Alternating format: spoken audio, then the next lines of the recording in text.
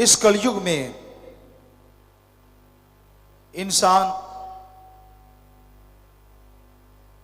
अजीबोगरीब जिंदगी जी रहे हैं। जो कार्य करना चाहिए वो बहुत पीछे छूट गया और जो नहीं करना चाहिए उसमें आज के इंसान बहुत आगे निकल रहे हैं। शुरुआत अगर नशे से करें कि नशा हर धर्म में, हर मजहब में मना है, लेकिन आज के दौर में छोटे छोटे बच्चे, बड़े बुजुर्ग सब नशे में लिप्त हैं। बच्चे हैं वो जिनको अच्छे संस्कार दिए गए, बच्चे हैं वो जो सत्संग सुनते हैं, और बच्चे हैं वो जो राम से प्यार करते हैं। अन्यथा नशे में डूब के आज का यूथ, आज के नौजवान बर्बादी के कगार पे खड़े हैं। क्या धर्मों ने शिक्षा नहीं दी? क्या मजहब में नहीं सिखाया गया कि नशा नहीं करना चाहिए? हर धर्म में शिक्षा दी गई, हर धर्म में सिखाया गया, लेकिन आज का इंसान है कि धर्म का पहनावा तो पहनता है, लेकिन धर्म के अनुसार चलता कोई कोई है। आपको धर्मों की बात सुनाते हैं, फिर आप तय करना आप क्या हैं और धर्म क्या है। हम सभी धर्मों को मानते हैं और ईश्वर की कृपा से सभी धर्मों को पढ़ा है। हमारे हिंदू धर्म में शिव पुराण, विष्णु पुराण में आता है, जब समुंदर मंथन हुआ तो उसमें से बहुत साजो सामान निकला संसार के कल्याण के लिए, समाज भलाई के लिए, लेकिन उसमें से शराब निकली और भी बहुत सारे नशे निकले। तो बाकी जितना भी अच्छा साजो सामान निकला, मनुष्य, देव, गंधर्व सब ले गए, लेकिन जितने नशे निकले सब राक्षसों ने खाए पिए। इसलिए हमारे हिंदू धर्म में लिखा है नशा ना करो, वरना आपके राक्षस प्रवृत्ति आ जाएगी। आपके घर में लड़ाई झगड़े होंगे, आपके घर से प्यार पंख लगा के उड़ जाएगा, ईर्ष्या होगी, नफरत होगी, द्वेष द्वेष होगा, शरीर में बेचैनी होगी, बीमारियां होंगी, परेशानियां होंगी, बात बात पे तुनक मिजाज, गुस्सैल हो जाएंगे आप। और इस नशे में घर, यानी जिस घर में रहते हो और शरीर जिसमें आत्मा रहती है, दोनों घर ही नरक का नमूना बन जाएंगे। इसलिए हे हिंदू धर्म के लोगों, ये राक्षसी पीना, राक्षसी खाना, नशा कभी ना खाओ पियो। यही बात अलग अलग धर्मों में बताई गई है। भाषा बदल गई, कहने का अंदाज बदल गया, लेकिन मीनिंग्स मतलब वही रहा। हमारे सिख धर्म में साफ लिखा है, पोस्त भंग अफीम मद, नशा उतर जाए प्रभात, नाम कुमारी नानका चढ़ी रहे दिन रात। पोस्त, भांग, अफीम, शराब, सुबह का शाम उतर जाता है और शाम का सुबह उतर जाता है। ये नशे गंदगी भरे हैं। अरे नशा करना है तो राम के नाम का करो। एक बार चढ़ गया चेहरे पे नूर होगा, अंदर सुरूर होगा, जरूर होगा।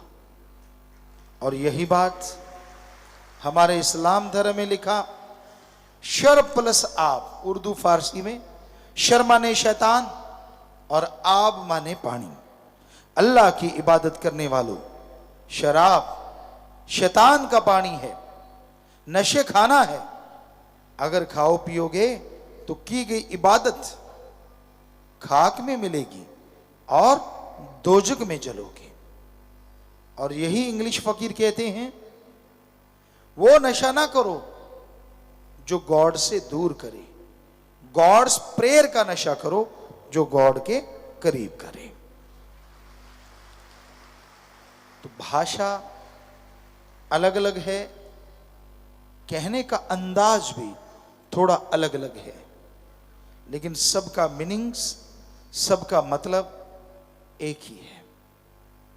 नशा ना करो, नशा बर्बादी का घर है, नशा बर्बाद कर देता है। पर यह शिक्षा धर्मों में तो है, पर शिक्षा में नहीं। शिक्षा प्रणाली में भी अगर बचपन से ही बच्चे को यह शिक्षा दी जाए, नशे के बारे में समझाया जाए और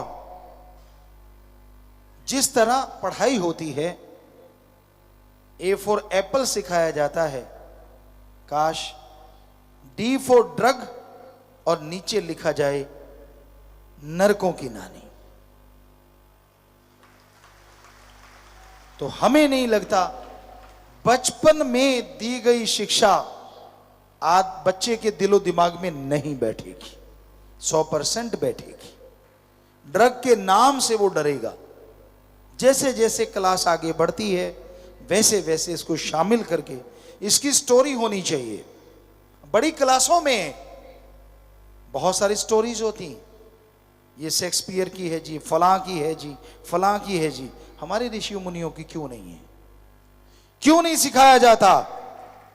क्यों नहीं ये पढ़ाई होती कि समुद्र मंथन हुआ था, उसमें से नशे निकले थे, राक्षसों ने पिए और जो पिएगा उसका ये हशर होगा। अच्छे से जम के कोई स्टोरी राइटर इसको लिखे तो हो नहीं सकता नौजवान ना बदले। बाकी जो स्टोरीज हैं उनसे आप क्या साबित करना चाहते हैं? बच्चों को पढ़ा पढ़ा के आप क्या बना लेंगे देश का भविष्य? क्यों नहीं हमारी संस्कृति पढ़ाई जाए? क्यों ना बच्चों को ये शिक्षा दी जाए कि कुर्बानी क्या चीज होती है? कौन था दधीची?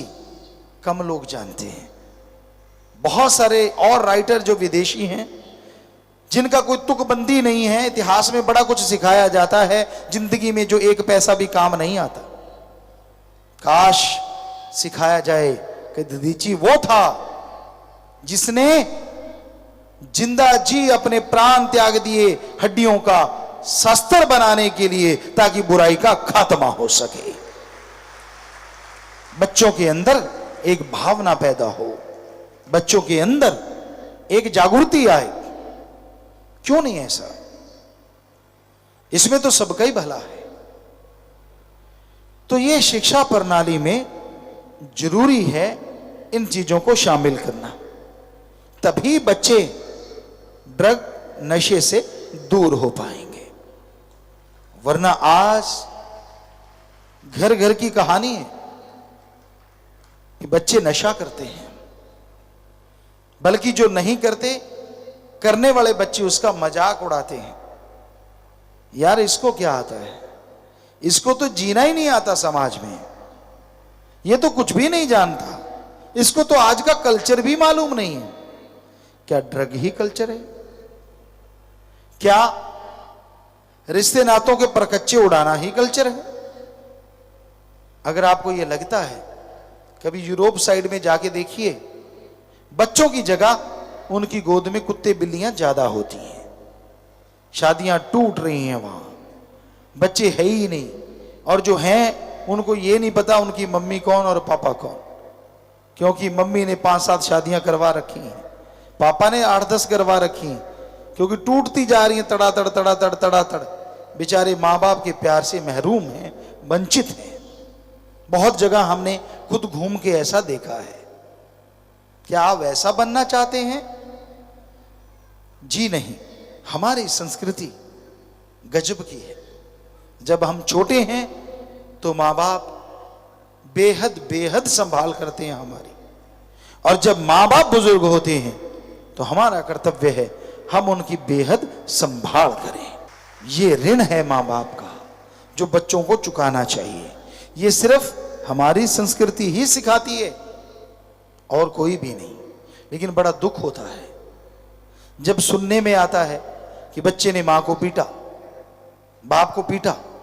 ठीक है, इंसान कुछ भी गलत बोल सकता है, गलत हो सकता है, लेकिन आपके तो वो जन्मदाता हैं, किनारा कर जाइए।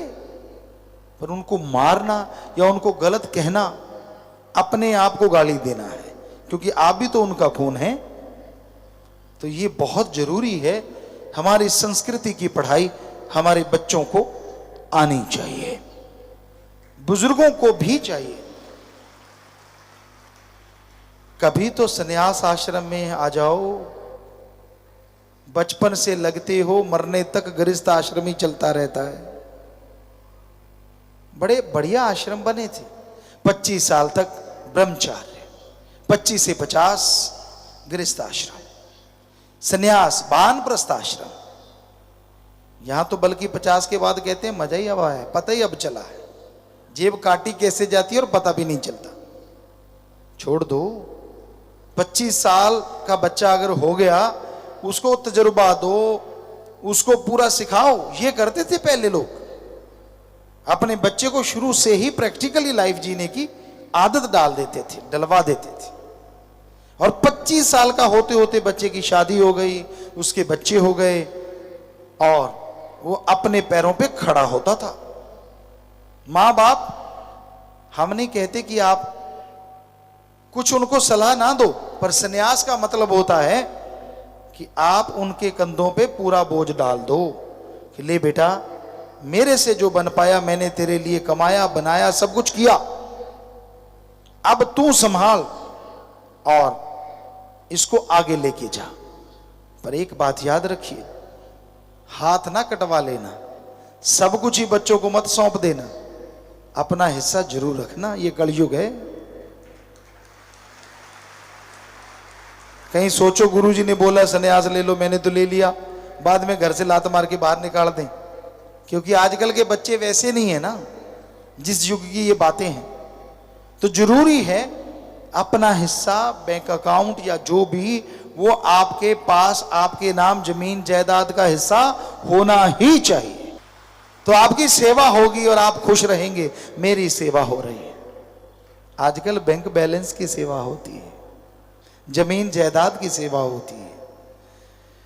आपका भरम बना रहेगा और जिंदगी बढ़िया मजे से गुजरेगी। और जरूरी है इन बातों पे अमल करना। पर आजकल तो उल्टा है सारा कुछ। लोग ज्यादा फंसते हैं घर गृहस्थ में 50 के बाद। संन्यास तो कोई कोई लेता होगा। हमने देखा कि भाई जो मानवता की सेवा में आगे आते हैं, आज 6 करोड़ में 70-80% नौजवान है। यानी नौजवान बीड़ा उठा रहे हैं समाज को बदलने का, और बुजुर्ग कहते ना अभी तो पता चला है जिंदगी का मजा कैसे लें। फंसे हुए बुरी तरह से। पर जो सेवा पर करने आते हैं, भला कर्म करते हैं, समय निकालते हैं, उनको बहुत आशीर्वाद। कम से कम संन्यास आश्रम उन्होंने ले तो रखा है, रहो घर में, रहो परिवार में, लेकिन दखल अंदाजी छोड़ दो। कई होते बिना वजह आवाजें मारते रहते। बच्चा काम धंधे को जाता है, पीछे से आवाज, किधर चला? कहता कुएं में छलांग मारने जा रहा हूं। मारोगे? बच्चे आजकल के बड़े अजीबो, कहना नहीं चाहिए उनको ऐसा, लेकिन नहीं मानते भाई, गुस्सैल है। तो आप पूछते क्यों, किधर चला किधर नहीं चला? ये क्या 4 पैरों पे चलने वाला है? यानी बचपन वाला तो नहीं है, बड़ा हो गया अब, जाने दो जिधर जा रहा है, काम कर रहा होगा। अगर आपसे सलाह लेता है तो जरूर दो, प्यार से अगर कहोगे तो वो सलाह भी लेगा, लेकिन बिना वजह टोका टिप्पणी, गलत चल रहा है तो प्यार से समझाओ कि बेटा नहीं चलना चाहिए। पर हमने जो देखा, 6 करोड़ में से यूथ ज्यादा जुड़ा है, बल्कि नौजवान अपने माँ बाप को सुधार रहे हैं कि पापा गलत मत चला करो, सही चलने लग जाओ, बहुत जिंदगी चल रही है, अब तो सुधर जाओ। यही है कलयुग। बेटियां माँ बाप को संभाल रही हैं, बेटियां माँ बाप का फायदा कर रही हैं, बेटे कर रहे हैं, बड़ी खुशी होती है। कहां तो माँ बाप को समझाना चाहिए और कहां बेटियां समझा रहे हैं। इसी का नाम तो कलयुग। तो ये नशा, ये ड्रग्स कोई भी लेता है, बच्चे से लेके बूढ़ा तक, ये बर्बादी का घर है और कुछ भी नहीं। रोकिए, अपने घर में फैलने वाली इस कैंसर की बीमारी से बचिए। ये ऐसा कैंसर है जो एक को नहीं, पूरे परिवार को निगल जाता है। ये ऐसा दैत्य है जो एक को नहीं, पूरे परिवार को खत्म करने की सोचता है, जिसका नाम है ड्रग, नशा। एक भी घर में नशेड़ी हो, घर नरक बन जाता है, और अगर सारा परिवार हो तो महानरक। इसलिए साध संगत पूरे जोर शोर से जुटी हुई है, ज्यादा से ज्यादा लोगों का नशा छुड़वाती है, उनको लेके आती है, राम नाम से जोड़ती है। और कोशिश किया करो, जिसको आपने राम नाम से जोड़ा है, अच्छाई से जोड़ा है, उसको फॉलो किया करो, कहीं फिर से तो नहीं बुराई पे लग गया। कोशिश किया करो, बाकी तो राम जाने। क्योंकि आपकी वो कोशिश अगर उसे बचाए रखेगी तो भगवान भी आपको दुख मुसीबतों से बचाए रखेंगे, खुशियों से लवरेज रखेंगे। तो आज के दौर में, इस कलयुग में, इस दैत्य को भगाने की बड़ी जरूरत है। और हम तो यही गुजारिश करेंगे, क्यों ना हमारी शिक्षा प्रणाली को सुधारा जाए, क्यों ना इसे प्रैक्टिकल लाइफ की तरफ मोड़ा जाए। इंजीनियर बनना चाहते हैं तो उनसे इंजीनियर के कार्य भी करवाए जाएं, सिर्फ थ्योरी पढ़ा के ना छोड़ा जाए। क्योंकि कई बार होता है थ्योरी आती है और पता होता नहीं करना कैसे है। अब पता है थ्योरी का कि ऐसे हाथ चलाने होते हैं, पांव चलाने होते हैं, पढ़ लिया, और उसको पढ़ के कोई कुएं बड़े नदी में छलांग मार दे कि मैंने तैरना कैसे पढ़ा हुआ है, वो तो डूबेगा ही, क्योंकि प्रैक्टिकल तो कभी किया ही नहीं, करके तो कभी देखा ही नहीं। तो इसलिए प्रैक्टिकल लाइफ पे भी पूरा जोर देना चाहिए, जो हमारी संस्कृति रही कर्मयोगी और ज्ञान योगी।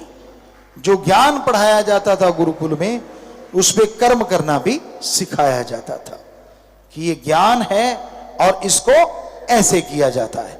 उदाहरण के तौर पे दूध में से घी कैसे निकालना है, ये तो सिखाया जाता ज्ञान कि दूध में से घी निकलता है, उसको जमाया जाता है, छाछ लगाई जाती, खट्टा लगाया जाता है, बिलोया जाता है, मक्खन आता है, और गर्म करने पे घी जरूर आता है।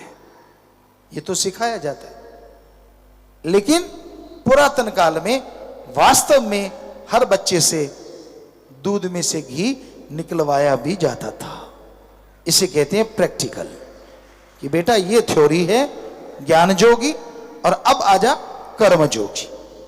तो मजा है। आज सिर्फ ज्ञान जोगी बनते जा रहे हैं, इसलिए बेरोजगारी ज्यादा बढ़ी हुई है।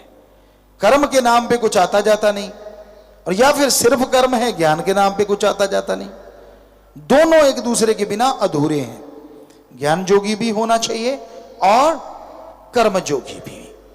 दोनों होंगे तो बच्चा जिंदगी में सफलता के झंडे जरूर गाड़ेगा।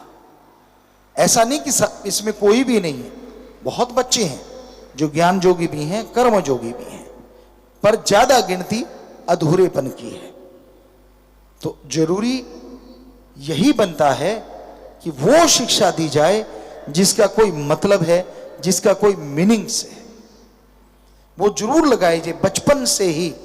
आज हमारे देश में बेहद जरूरी है नशे पे शिक्षा होनी ही चाहिए। पहले में ये बता दिया, जैसे आपको बोला डी ड्रग, और फिर धीरे धीरे अगली क्लासेस में कि कौन से नशे से क्या क्या बीमारियां, और उनके सवाल आए जब पेपर हो कि भाई ये नशा करने से क्या बीमारी होती है, ताकि बच्चे के माइंड में फिट रहे, क्योंकि वो याद करेगा और आंसर देगा तो पता चलेगा अच्छा बड़ा होगा इतनी बीमारियां होती हैं। अब बचपन में जो घूंटी पिलाई जाती है ना, वो सारी लाइफ जाती नहीं, माइंड में फिट रहती है। तो ये शिक्षा की अति आवश्यकता है आज हमारे देश में, आज हमारे समाज में, क्योंकि नशे से घरों के घर बर्बाद हो रहे हैं, माता बहनों का बुरा हाल, परिवार का बुरा हाल है, घर घर नशा पाया जाता है, छोटे छोटे बच्चे नशा करना सीख रहे हैं। ये बिल्कुल गलत है। तो नशा तभी छूटेगा जब पता हो कि कोई ऐसा नशा भी है जो सुख देता है।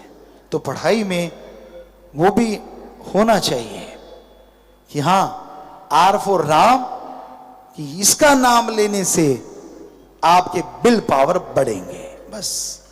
और फिर जैसे जैसे शिक्षा आगे बढ़े उसी पे आगे से आगे चर्चा होती जाए और बच्चों को पता चल जाए कि हां, मेरा विल पावर, मेरा आत्मबल ऐसा करने से बढ़ेगा तो वो बुलंदियों को जरूर छुएगा।